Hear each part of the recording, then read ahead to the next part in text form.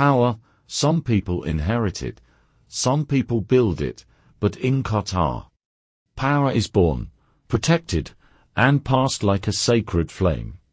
This is the world of the Thani Royal Family, a dynasty so wealthy, so influential, that even billionaires bow in their presence. Sheikh Tamim, the 8th Emir of Qatar, the youngest ruler in the entire Middle East, and the man who controls one of the richest energy kingdoms ever created.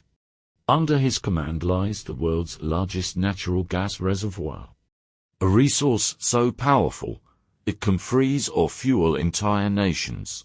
The Al Thani family has ruled Qatar since the 1800s. Today, more than 6,000 family members share unimaginable wealth.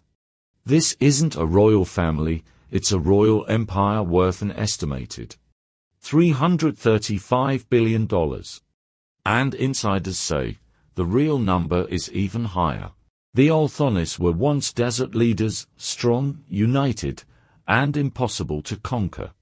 But the moment they discovered the wealth beneath their sand, their destiny changed forever. With oil, they became rich. With gas, they became untouchable, and behind these doors lies a kingdom the world was never meant to see.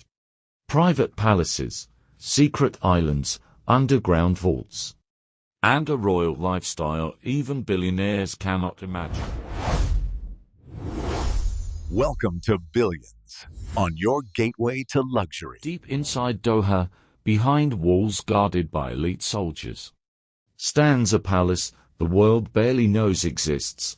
This is Al Wajba Palace, the private residence of the Emir, a place so protected even billionaires are refused entry. Inside these walls lies a world designed for royalty. Italian marble flown in by private jets, hand-carved gold pillars, and a throne room built like a cathedral of wealth. Officially, only a few images exist. Unofficially, insiders say the Emir's private residence includes a $15 million indoor mattress, a private armed command center, and an underground tunnel system connecting multiple palaces.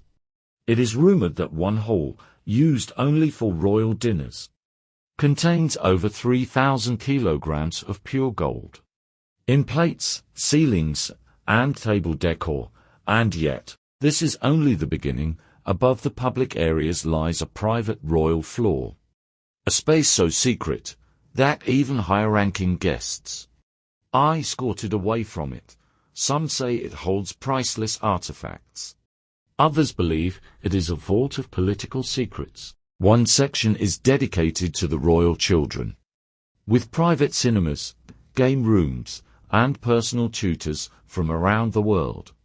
These children will grow up to rule a kingdom worth hundreds of billions. Behind the palace lies a private oasis, a lush garden carved in the middle of the desert. Engineers say maintaining it costs more than a 5-star hotel.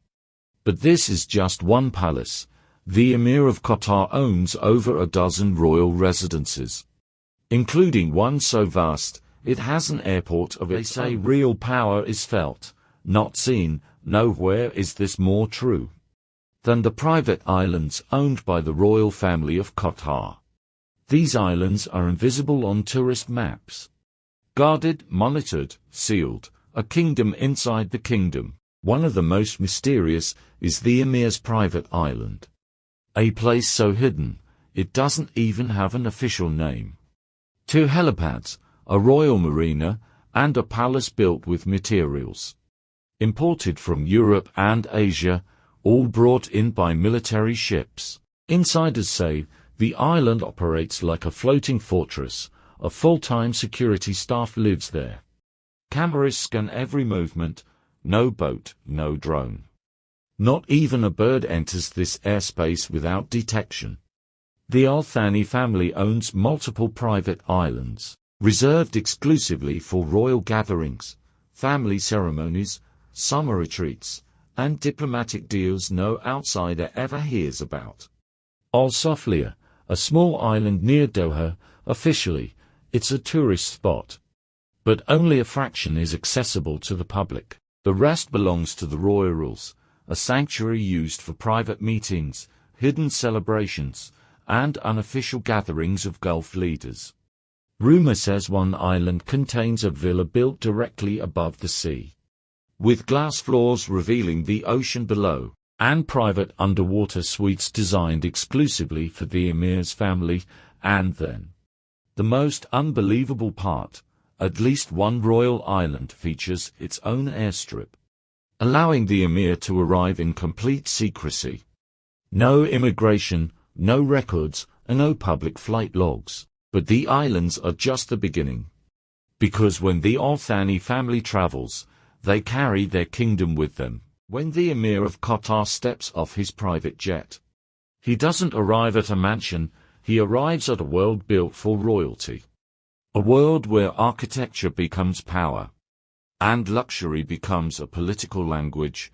These are the royal palaces of Qatar. A series of massive compounds, not just homes, but symbols of the nation's identity. Each palace spans millions of square feet, surrounded by walls so high, they hide entire ecosystems inside. The centerpiece is the Emiri Diwan, also known as the Royal Court. Inside these walls, national ceremonies are held, ministers meet the Emir, and every major political decision is made. It's more than a palace, it's the control center of Qatar's future.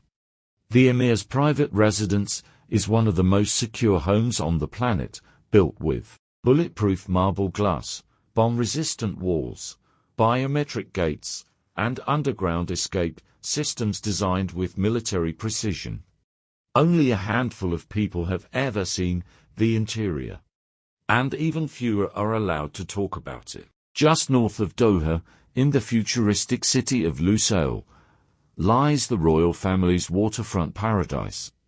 It is a summer palace designed for peace, private beaches, gardens stretching to the water, and views reserved only for royalty. Running these palaces takes an entire micro-city of staff. Over 1,000 people work quietly behind the scenes. Chefs, florists, security specialists, architects, gardeners, protocol officers, royal butlers. For them, perfection is the only acceptable standard. One of the most sacred spaces in every Qatari palace is the Majlis, a gathering room where hospitality becomes an art form. Here, global leaders, billionaires, and royal relatives sit together, not as rivals, but as honored guests. The royal family owns one of the largest private art collections in the Middle East: paintings, sculptures, manuscripts, and antiques valued in the billions. But the most valuable treasures are never shown to the public. They remain inside vaults deep within the palaces. In the West, power is displayed through skyscrapers and stock indexes. In Qatar, power is written into stone, marble, and gold. These palaces are not built to impress tourists. They are built to protect a dynasty, preserve a culture, and project the future of a nation. From the skies ruled by billion-dollar jets to the palaces crafted like living kingdoms, Qatar stands as proof that real wealth isn't loud. Real wealth is absolute. This is the world of Qatar's royal family. A world few will ever see, and even fewer will ever understand.